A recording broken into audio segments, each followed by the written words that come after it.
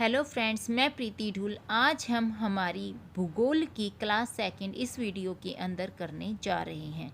ये आने वाले पीआरटी के चंडीगढ़ के एग्ज़ाम के लिए ये क्वेश्चन बहुत ज़्यादा इम्पोर्टेंट होने वाले हैं। सबसे पहला हमारा क्वेश्चन है, मंदाकिनी जिसे हम गैलेक्सी के नाम से जानते हैं बहती हुई नदी की भांति प्रतीत होती है। यानी कि जो मंदाकिनी है ये कैसी दिखाई देती है? जैसे कोई नदी बह रही है। मंदाकिनी को आकाश गंगा भी कहते हैं। आकाश गंगा यानी कि इंग्लिश में हम इसको मिल्की वे कहते हैं।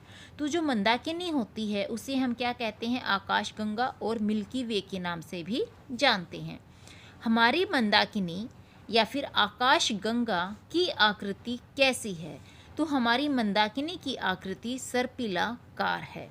नवीनतम ज्ञात मंदाकिनी कौन सी है? ड्वार्फ मंदाकिनी हमारी नवीनतम ज्ञात मंदाकिनी है। हमारी आकाश गंगा के सबसे शीतल एवं चमकीले तारों का समूह है। कौन सा समूह है? Orion nebula. Orion nebula. अगला हमारा क्वेश्चन है, सूर्य का सबसे निकटतम तारा कौन सा है? प्रोक्सिमा सेंचुरी सूर्य का सबसे निकटतम तारा है। आकाश गंगा की निकटतम मंदाकिनी कौन सी है? देवयानी आकाश गंगा की सबसे निकटतम मंदाकिनी है। हमारी आकाश गंगा के केंद्र में स्थित अत्यधिक गुरुत्वाकर्षण का वह क्षेत्र जो प्रकाश को अपने गुरुत्वाकर्षण क्षेत्र से बाहर नहीं जाने देता, इसे हम क्या कहते हैं? इसे हम ब्लैक होल कहते हैं। अगला हमारा क्वेश्चन है, एक खगोलीय चमकीला पिंड है जो अत्यधिक मात्रा में ऊर्जा उत्सर्जित करता है, इसे हम क्या कहते हैं? इसे हम क्वेसर कहते हैं। ये क्या करता है? अत्यधिक मात्रा में ऊर्जा उत्सर्जित करता है और एक खगोलीय चमकीला पिंड है क्वेसर। अत्यधिक प्रकाशवान आकाशीय पिंड जो गैस एवं धूल कणों से मिलकर बना है, निर्मित है, उसे हम क्या कहते हैं? उसे हम नीहारिका कहते हैं। अत्यधिक प्रकाशवान आकाशीय पिंड जो निकट स्थित तारों के प्रकाश से चमकती है, उसे हम नीहारिका के नाम से जानते हैं। प्रकाश वर्ष किसकी माप है? दूरी की। यानी कि जो प्रकाश वर्ष है इससे हम किसको मापते हैं? दूरी को मापते हैं। पारसेक किसका मात्रक है? पारसेक के द्वारा किसको मापा जाता है? किसका ये मात्रक है? दूरी को मापने का मात्रक है हमारा पारसेक। एक पारसेक किसके बराबर होता है? एक पारसेक 3.26 प्रकाश वर्ष के बराबर माना जाता है या फिर कह सकते हैं कि होता है। अब हम पढ़ेंगे तारामंडल के बारे में। तारामंडल तारों का एक समूह है। यानी कि बहुत सारे तारे जब एक जगह इकट्ठा हो जाते हैं तो उस समूह को हम क्या कहते हैं? तारामंडल कहते हैं। अब तक 89 यानी कि 89 तारामंडलों की पहचान की गई है। अब तक कितने तारामंडलों की पहचान की गई है? आसमान के अंदर 89 तारामंडलों की पहचान की गई है। सेंटोरस तारामंडल सबसे बड़ा है। हमसे क्वेश्चन पूछा जा सकता है कि सबसे बड़ा तारामंडल कौन सा है? तो सेंटोरस सबसे बड़ा तारामंडल है। उर्सा मेजर, मृग, सिग्नस, हाइड्रा आदि भी तारामंडल हैं।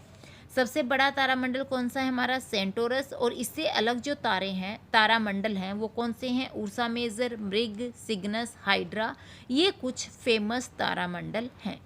अब हम जानेंगे तारे क्या होते हैं, तारों के बारे में। तारों का निर्माण आकाश गंगा में गैस के बादलों से होता है। तारे कैसे बनते हैं? आकाश गंगा में जो गैस के बादल होते हैं उनके द्वारा तारों का निर्माण होता है। तारों से निरंतर ऊर्जा का उत्सर्जन होता है। तारों से निरंतर किसका उत्सर्जन होता है? तो तारों से निरंतर ऊर्जा का उत्सर्जन होता है। सूर्य भी एक तारा है। जो हमारा सूर्य है ये भी एक तारा ही होता है जो पृथ्वी के सबसे निकट है। क्वेश्चन अगर पूछा जाए पृथ्वी के सबसे निकट कौन सा तारा है, तो सूर्य है एक तारा जो पृथ्वी के सबसे ज़्यादा निकट है। साइरस पृथ्वी से देखा जाने वाला सर्वाधिक चमकीला तारा है। वो तारा कौन सा है जिसे हम पृथ्वी से देख सकते हैं और ये सबसे ज़्यादा चमकीला है? तो कौन सा तारा है? साइरस। ठीक है, साइरस को व्याध या फिर लुब्धक के नाम से भी जाना जाता है। साइरस के अन्य कौन से नाम हैं? व्याध और लुब्धक। लाल दानव क्या है? जब तारे में हाइड्रोजन कम हो जाती है, हाइड्रोजन क्या होती है? गैस होती है। जब किसी तारे के अंदर हाइड्रोजन कम हो जाती है तो उसकी बाहरी सतह फूल कर लाल हो जाती है। तो वो जो बाहर की जो सतह होती है तारे की, वो क्या हो जाती है? फूल जाती है और फूल कर लाल हो जाती है। इस प्रकार के तारों को लाल दानव कहते हैं। यानी कि कुछ ऐसे तारे होते हैं जिनको हम क्या नाम देते हैं? लाल दानव का नाम देते हैं।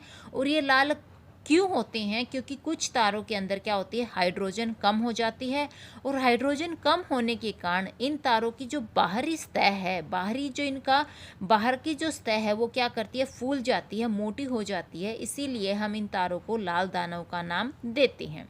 उसके बाद हमारा आता है श्वेत वामन तारे क्या होते हैं? जब तारे का प्रारंभिक द्रव्यमान, प्रारंभिक यानी कि शुरुआती द्रव्यमान सूर्य के द्रव्यमान के बराबर होता है, यानी कि जो तारे का प्रारंभिक द्रव्यमान होता है, जब वो द्रव्यमान सूर्य के द्रव्यमान के बराबर हो जाता है तो उसे श्वेत वामन तारा कहते हैं। क्वेश्चन पूछा जा सकता है, इसलिए हमें इनको ध्यान रखना होगा। फिर है हमारा न्यूट्रॉन तारे। न्यूट्रॉन तारे क्या होते हैं? जब तारे का प्रारंभिक द्रव्यमान यानी कि शुरुआती द्रव्यमान सूर्य के द्रव्यमान से बहुत अधिक हो जाता है। यहाँ पे क्या है? जो तारे का प्रारंभिक द्रव्यमान है वो क्या होता है? सूर्य के द्रव्यमान से ज़्यादा हो जाता है। श्वेत वामन तारे में क्या था? ये सूर्य के द्रव्यमान के बराबर होता है। लेकिन न्यूट्रॉन तारे में क्या होता है? तारे का जो प्रारंभिक द्रव्यमान होता है वो सूर्य के द्रव्यमान से क्या हो जाता है? बहुत अधिक हो जाता है। तो उसका अंत विस्फोट के साथ होता है। तो जो ये तारा है ये क्या होता है? इसका अंत होता है, यानी कि उसमें एक बहुत ज़बरदस्त विस्फोट होता है जिससे न्यूट्रॉन तारे का निर्माण होता है। और इसी के साथ क्या होता है? न्यूट्रॉन तारे का निर्माण होता है। अगला है हमारा कृष्ण छिद्र। जब न्यूट्रॉन तारे में अत्यधिक मात्रा में द्रव्यमान एक ही बिंदु पर संकुचित हो जाता है। एक ही बिंदु पर संकुचित होने का क्या मतलब है? एक ही बिंदु पर इकट्ठा हो जाता है। तो ऐसे अत्यधिक घनत्व के पदार्थ युक्त पिंड को हम कृष्ण छिद्र कहते हैं। अगला हमारा पॉइंट है, कृष्ण छिद्र का गुरुत्वाकर्षण क्षेत्र इतना प्रबल होता है कि इससे प्रकाश का भी पलायन नहीं होता, यानी कि इसमें से प्रकाश गुजर नहीं पाता, आगे नहीं निकल पाता। इसलिए कृष्ण छिद्र दिखाई नहीं देता, क्योंकि इसमें से प्रकाश गुजर नहीं पाता। इसी कारण ये क्या होता है? काला रह जाता है और इसमें क्या होता है? कृष्ण छिद्र हमें दिखाई नहीं देता है।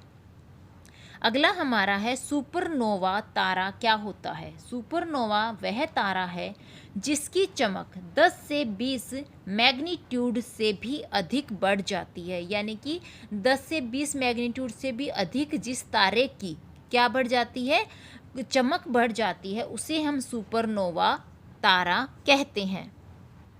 अब हम देखेंगे नोवा तारा कौन सा होता है। नोवा वह तारा है जिसकी चमक 10 से 20 मैग्नीट्यूड तक ही बढ़ती है, यानी कि जिसकी चमक सिर्फ 10 से 20 मैग्नीट्यूड तक रह जाती है उस तारे को हम नोवा तारा कहते हैं।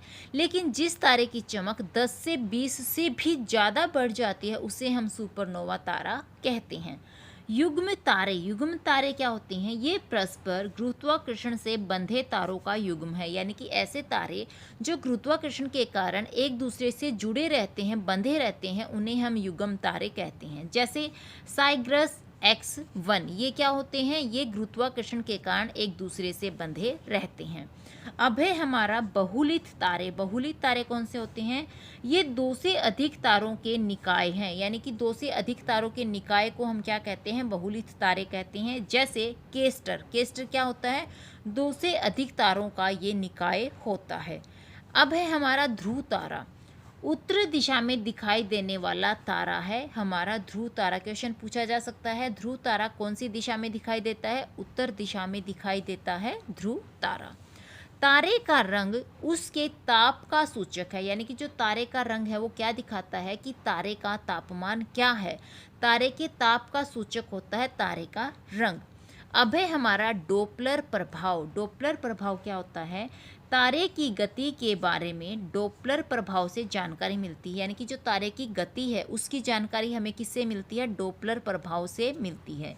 यदि तारा प्रेक्षक की तरफ आ रहा है, प्रेक्षक क्या होता है? ऑब्जर्वर, जो ऑब्जर्व करता है। यदि तारा प्रेक्षक की तरफ आ रहा है, यानी कि ऑब्जर्वर की तरफ आ रहा है, तो उसका प्रकाश स्पेक्ट्रम के नीले प्रकाश की ओर प्रेषित होगा, यानी कि इसका प्रकाश क्या होगा? जो स्पेक्ट्रम का नीला प्रकाश है उसकी तरफ ये जाएगा।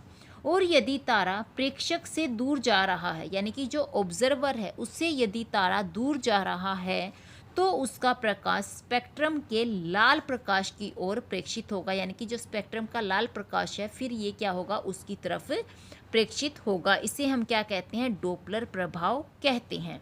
डोपलर प्रभाव के अनुसार ब्रह्मांड का निरंतर प्रसार या फैलाव हो रहा है, यानी कि डोपलर प्रभाव क्या कहता है कि जो हमारा ब्रह्मांड है वो लगातार क्या कर रहा है? बढ़ता ही जा रहा है, फैलता ही जा रहा है। तो आज की क्लास में बस हम इतना ही करेंगे। आगे इससे आगे हम क्लास 3rd में डिस्कस करेंगे। अगर आपको मेरी वीडियो अच्छी लगे तो इसे लाइक करना, शेयर करना, सब्सक्राइब करना। Thank you.